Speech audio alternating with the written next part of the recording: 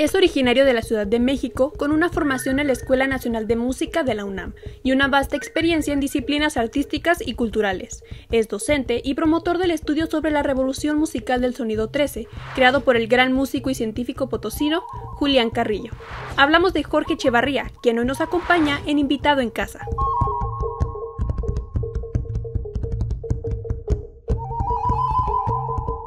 Su acercamiento a la música surge desde muy temprana edad, ya que desde niño solía jugar a tener una banda de rock, siendo esto lo que lo llevaría posteriormente a interesarse y adentrarse en esta maravillosa disciplina artística. Bueno, si nos basamos desde mi infancia, desde mi niñez, desde que yo era niño con mis primos y todos los chiquillos que nos juntábamos en aquella época, jugábamos a que teníamos un grupo de rock. Y ahí empezamos y pues siempre me gustó la música, y ya posteriormente saliendo de la secundaria me di cuenta que siempre la música era lo que más me gustaba. Y en aquella época entrabas tú a la Nacional de Música o algunas escuelas, sobre todo en la Nacional. En aquella época todavía no te pedían, no era licenciatura, entonces entré a la Nacional de Música. Y ya después, cuando pidieron la licenciatura, pues obviamente tuvimos que hacer la preparatoria ahí hasta llegar a la licenciatura. Ahí fue donde empecé con lo de la música en mis estudios, digamos, los académicos. En el proceso de formación académica, Jorge escucha por primera vez hablar del sistema musical del sonido 13, siendo esto un punto de inflexión en su carrera, que le lleva a interesarse e involucrarse dentro del universo microtonal propuesto por el icónico músico Julián Carrillo. Yo en mi juventud, cuando empecé a estudiar música, estuve por ahí del año 73-74, entré yo primeramente a la Nacional y después unos amigos que yo tenía que estaban en la Libre de Música, hacíamos cotejo del trabajo que hacían en la Nacional y de lo que hacían en la Libre de Música. Entonces era un poco más avanzado, digo yo, revolucionario también el sistema que estaba en la Libre de Música, y ahí conocí por primera vez al maestro Julián Carrillo. El maestro que nos daba clases ahí de solfeo nos empezó a hablar de que había un maestro que se llamaba Julián Carrillo, que había inventado el sonido 13. Me regresé otra vez a la Nacional de Música, porque en la Libre nada más eran 4 años. Acabé eso, me fui otra vez a la Nacional, buscando pues tener una posición para poder irme a otro país a estudiar, a seguir estudiando.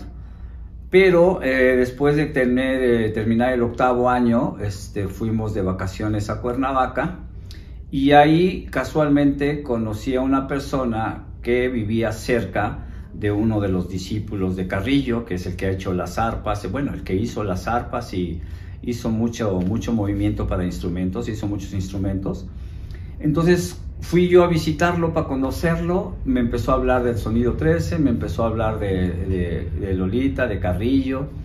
Entonces, a partir de ahí, yo dejé la escuela clásica, la Nacional y todas estas escuelas, y me enfoqué específicamente al sonido 13. Maravillado con el legado del maestro Carrillo, Jorge Echevarría se enfoca en estudiar el sonido 13, teniendo la fortuna de hacerlo con Lolita Carrillo, hija del ilustre músico de Ahualulco. Después obviamente ya conocí más a fondo a Lolita Carrillo, y estuve estudiando con Lolita. Estábamos en su casa, duramos pues mucho tiempo, ¿no? Mucho más de 10 años ahí estudiando con ella. Teníamos pues todo el acervo de Carrillo. Carrillo, su intención era hacer el Instituto de la Revolución Musical del Sonido 13. Ese era uno de sus anhelos, y dentro de ello, en su casa de San Angelín, tenía todo listo. Él hizo unos cuartos como salones, hizo una sala muy grande para conciertos donde estaban todos los pianos.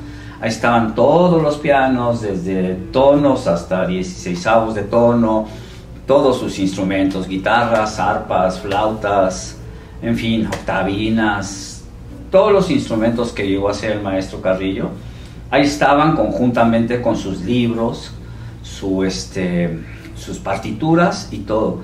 Entonces, por ahí desde 1979, pues yo me enfoqué a estudiar sonido 13 y pues hasta la fecha. Como docente y promotor de la revolución musical del sonido 13, Jorge continúa sembrando la semilla e invita a conocer y a expandir los conocimientos en este ámbito, ya que considera que, a diferencia del sistema tradicional de notación musical, el sistema microtonal del maestro Julián Carrillo ofrece un infinito sonoro.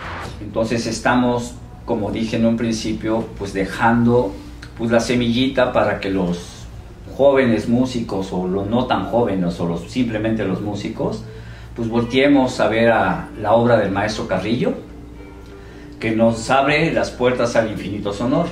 En la música nada más nos enseñan a hacerla con 12 sonidos, tonos y medios tonos en teoría, pero son 12 sonidos. Con el sistema del maestro Julián Carrillo, ya como a la práctica tenemos hasta 16avos de tono, ya esto ya está consolidado. Y en este experimento dejó hasta 128avos de tono. Pero bueno, pues ahora cabe en los músicos de la actualidad seguir aportando nuestro granito o nuestros granitos de arena para que esta revolución musical del sonido 13 pues se siga desarrollando.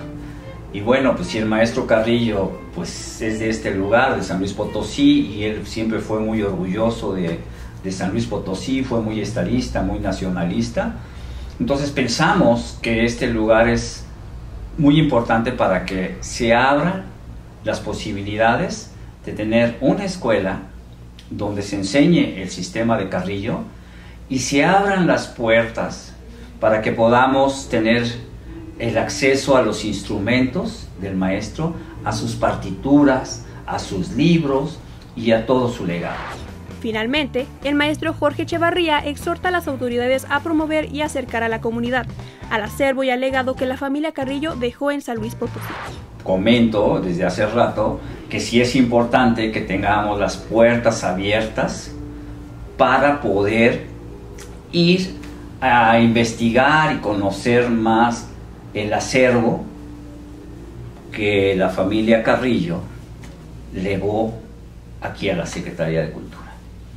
Sería muy padre, muy importante que tuviéramos un poquito más apertura, que pudiéramos llegar y buscar que nos dieran partituras, que nos dieran posibilidad de tocar un piano, de hacer conciertos con mayor facilidad, ¿no? Porque a mí en mi experiencia que he tenido desde que los instrumentos están acá, esos instrumentos pues eran como míos.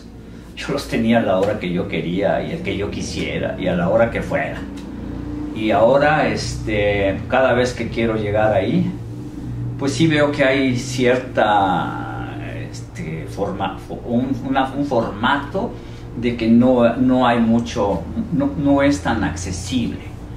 Entonces creo que por ese lado podríamos buscar un mecanismo en beneficio de las nuevas generaciones, pero los jóvenes de la actualidad o los que no tuvieron esa posibilidad, si no tienen acceso, pues obviamente no lo van a conocer.